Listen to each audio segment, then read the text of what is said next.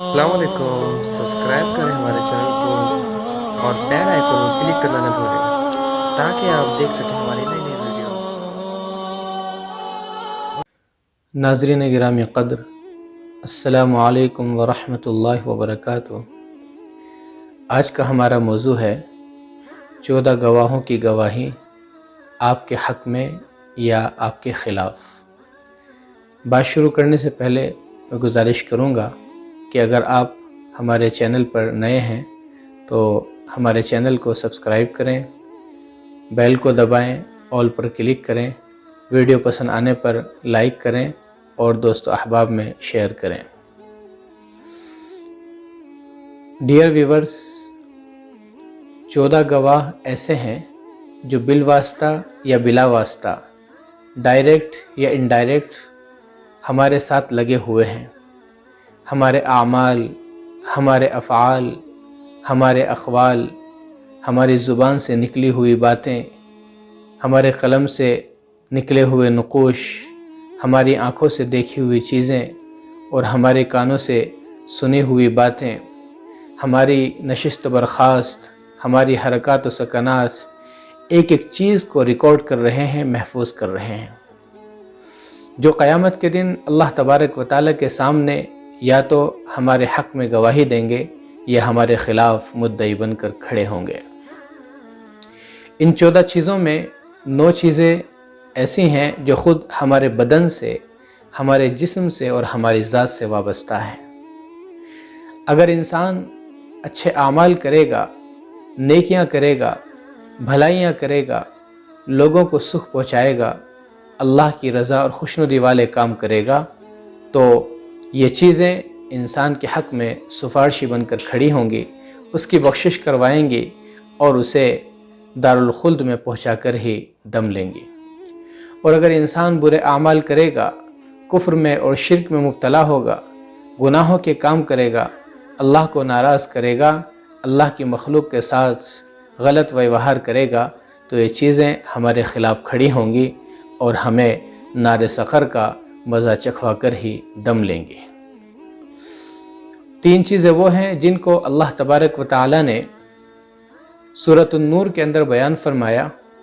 کہ یوم تشہد علیہم السنتہم وایدیہم وارجلہم بما کانوا یعملون، کہ قیامت کے دن اللہ تبارک و تعالیٰ کے سامنے انسانوں کی زبانیں اور ان کے ہاتھ اور ان کے پیر گواہی دیں گے۔ اگر انسان نے اچھے اعمال کیے ہوں گے تو اس کے حق میں گواہی دیں گے، اور برے اعمال کیے ہوں گے تو اس کے خلاف گواہی دیں گے۔ اسی طرح 3 چیزیں وہ ہیں جنہیں سورہ حامیم میں اللہ تبارک و تعالیٰ نے ارشاد فرمایا حتی اذا ما جاؤوها شہد علیہم سمعہم وابصارہم وجلودہم بما كانوا یعملون وقالوا لجلودہم لما شہدتم علینا قالوا انطقنا اللہ الذی انطق کل شیء۔ اللہ تبارک و تعالیٰ جب دوزخیوں کو دوزخ میں ڈالنے کا فیصلہ کریں گے اور دوزخی دوزخ کے پاس آئیں گے، تو اس موقع پر دوزخی اللہ تبارک و تعالیٰ سے کہیں گے کہ ہم نے تو گناہ کے کام نہیں کیے، ہم تو کفر و شرک میں مبتلا نہیں تھے، ہم تو تجھے راضی کرنے والے کام کیا کرتے تھے، اور یہ ہمارا دفتر، یہ ہمارا نام اعمال یہ جھوٹ بول رہا ہے، اسے ہمارے بارے میں کیا معلوم ہے۔ تو اس موقع پر اللہ تبارک و تعالیٰ انسان کی آنکھ کو اور اسی طرح اس کے کان کو اور اس کی کھال کو قوت گویائی عطا فرما دے گا، تو اس کے کان اس کے خلاف بول پڑیں گے، اس کی آنکھیں اس کے خلاف بول پڑیں گی، اس کی کھال اس کے خلاف بول پڑے گی، چلا اٹھے گی کہ ہاں اس نے یہ اور فلاں وقت میں گناہ کے کام کیے۔ تو اس موقع پر انسان اپنی ان چیزوں کی طرف مخاطب ہو کر کہے گا کہ تم تو میرے بدن کا حصہ ہو، تم تو میرے جسم کا حصہ ہو، تمہیں کیا ہو گیا، تم میرے خلاف کیوں گواہی دے رہے ہو؟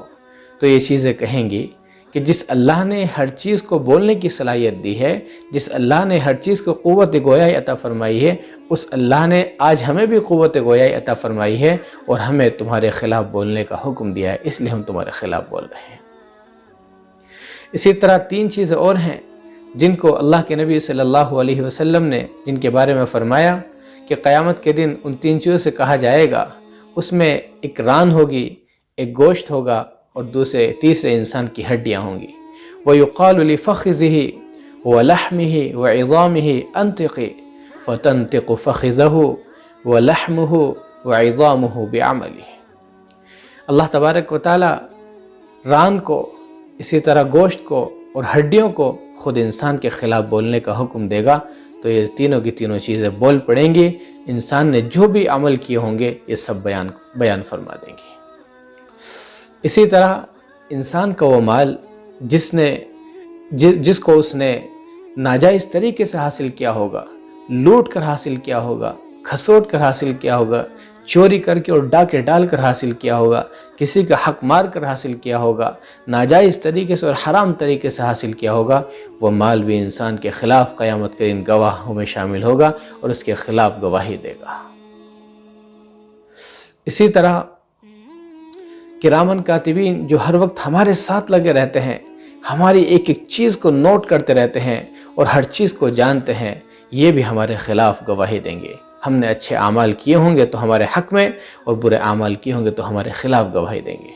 سورۃ الانفطار میں فرمایا گیا وَإِنَّ عَلَيْكُمْ لَحَافِظِينَ كِرَامًا كَاتِبِينَ يَعْلَمُونَ مَا تَفْعَلُونَ۔ یہ کرامن کاتبین جو ہیں، جو تم کرتے ہو اس سب کو جانتے ہیں۔ اسی طرح ہماری یہ زمین جس پر ہم چلتے ہیں، پھرتے ہیں، جس پر ہم رہتے ہیں، اپنے گھر بناتے ہیں، اس سے نکلنے والی چیز ہم کھاتے ہیں، غلہ کھاتے ہیں، اور ہر چیز میں ہم اس کو استعمال کرتے ہیں، یہ زمین بھی یا تو ہمارے خلاف گواہی دے گی یا ہمارے حق میں گواہی دے گی۔ سورۃ الزلزلہ میں اللہ تبارک و تعالی نے فرمایا یومئذ تحدث اخبارہا، کہ قیامت کے دن یہ زمین ساری خبریں بیان کر دے گی، ساری باتیں پیش کر دے گی۔ انسان نے زمین پر جو کام بھی کیا ہوگا، وہ اچھا ہو یا برا ہو، سب بیان کر کے رکھ دے گی۔ اسی طرح دن اور رات یہ بھی یا تو ہمارے حق میں ہوں گے یا پھر ہمارے خلاف ہوں گے۔ اللہ کے نبی صلی اللہ علیہ وسلم کا فرمان ہے کہ جب دن کی آمد ہوتی ہے تو یہ دن کہتا ہے اے انسان، میں تمہارے اعمال پر گواہ ہوں، اچھے اعمال کر لو، قیامت کے دن میں تمہاری اللہ کے سامنے گواہی دوں گا۔ اسی طرح جب رات کی آمد ہوتی ہے تو وہ بھی کہتی ہے انسان، میں تمہارے اعمال پر گواہ ہوں، اچھے اعمال کر لو،